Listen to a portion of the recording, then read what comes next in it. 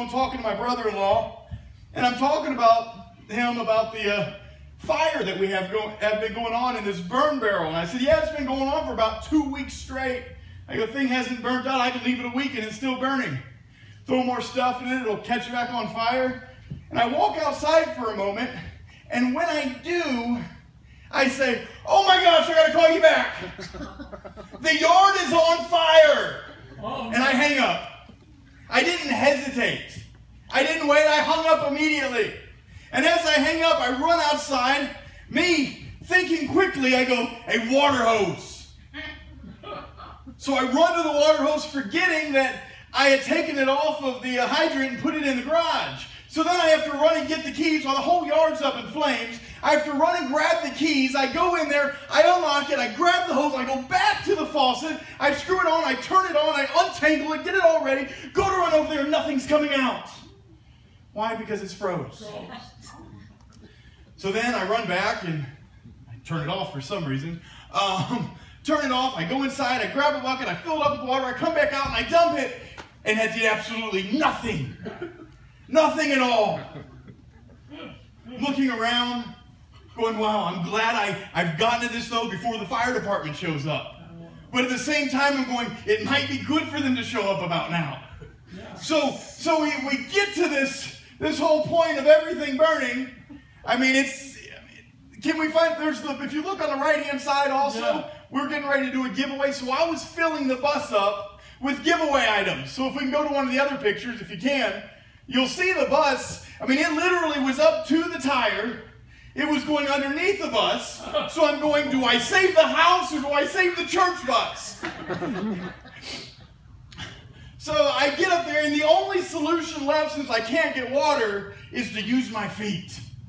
So I run around, and I'm literally getting all of it down everywhere. And I finally get to the other side, and I'm about halfway done, and I see the other side going back up in smoke again, right at the bus.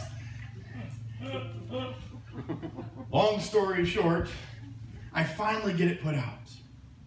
And they're like, oh, this is great. I got it put out. I said, I'm thinking, man, the fire department may show up, or the neighbors might see the burnt yard, so I'm going to at least rake the yard to try to get some of it to not look so bad. So as I'm doing this, here comes the fire truck. Here comes the police department. They get out of the vehicle, and I'm like, hey, how's it going? Continue raking. Like maybe they won't notice. You never know. Then they finally all get out. They come over. They're like, do you know the burn policy here? I'm like, kind of figured contained. It was contained in a barrel. It just kind of somehow got out. And they say, yeah, it's not about a barrel. It's got to be so big and small with the fence over the top, and that's the only way you can do it. We need to see your ID. I give them my ID. All of a sudden, I see them start writing this ticket thing or something. I don't know. But then all of a sudden, they want to see the burn barrel. But at this very moment, I'm cleaning out this house that's had stuff in there forever. I mean, some of this stuff has been in the same house since before I was born. And while I'm doing this, I come across a bunch of magazines that people shouldn't have. That can't go to the giveaway. And I'm not going to sell it because I shouldn't give someone else stuff that nobody should be looking at. So me goes, I should burn it. But when there's a large stack, and if you know in fires, you can't throw it all on there at one time. So I throw half of it on, and then as they're getting ready to walk to the back, I begin to remember what's sitting out by the burn barrel.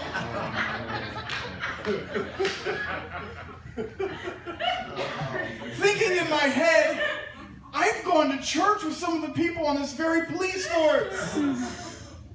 That I know some of these guys. Won't this be great? They'll go, oh, we pulled up to the house that says Redemption Church on this big bus on the side, and we see the pastor out in the yard next to his burn barrel looking at some dirty magazines. So I rush quickly and throw a bunch of stuff over it and run and take it into the garage.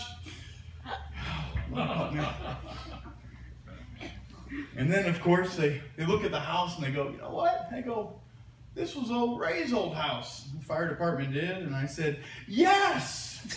I said, that was my wife's grandfather. He lived here years and years ago before he passed. We began talking that way. They gave me my ID back. They said, you know what? I really threw out and took advantage of knowing somebody there. And they go, you know what? They didn't end up writing me a ticket. They said, just go ahead and let it burn. They said, but when it burns out, don't throw anything else in it. Still don't know if they saw those magazines or not, but I figure if they do, I'll be getting some phone calls from the people I know in that police department. But what I want to tell you today with that story is I led with initiation and without hesitation. It's good. I didn't stand there and go, and listen to this, I'm getting somewhere with this. I didn't stand there and go, oh no, oh no, there's a fire. Oh no, what do I do? Oh no, I guess I'll just wait for the police department to show up and the fire department to show up. I mean, we do pay tax dollars, right? Isn't that what they're here for, is to put this out? I could have waited, I could have hesitated and wondered what would happen. Listen, I could have sat there and gone, oh no, the place is on fire. I got to think about this for a moment. Oh my gosh, the house could burn down. Well, what if it doesn't get put out in time and something bad? What if the whole neighborhood goes up in flames? What if it gets to the bus and the bus blows up and it takes me out? What if this or what if that? What if it goes and does all these other things? I could have sat and I could have hesitated for the longest time, but guess what hesitation would have brought me? More destruction. More destruction. Hesitation would have brought me somewhere that I didn't need to be. It would have put on more things on my plate that I wouldn't have had to allow to be there. That didn't have to be there. So often what we do is we hesitate on things that we actually put ourselves in a worse position than we were in the first place. We hesitate for so long. When God's speaking to us, it's time to turn your life around. It's time to make a change. We hesitate and we think about all the what ifs. We think about all the reasons why we shouldn't and why we should. We think about all this stuff, and during the time of hesitation is when more pollution within our system begins to build up. Yes. During the time of hesitation is when the time that we're actually getting ourselves into a worse state than we were before. Instead of just going, now is the time. Right. Jesus was saying, now is the time to follow me. Now is the time to turn your life around. Today is the day. He says, I don't promise you a tomorrow.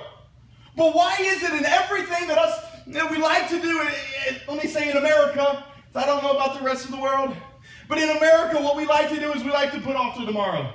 Right. You know what? I'm going to start that diet as soon as Monday comes.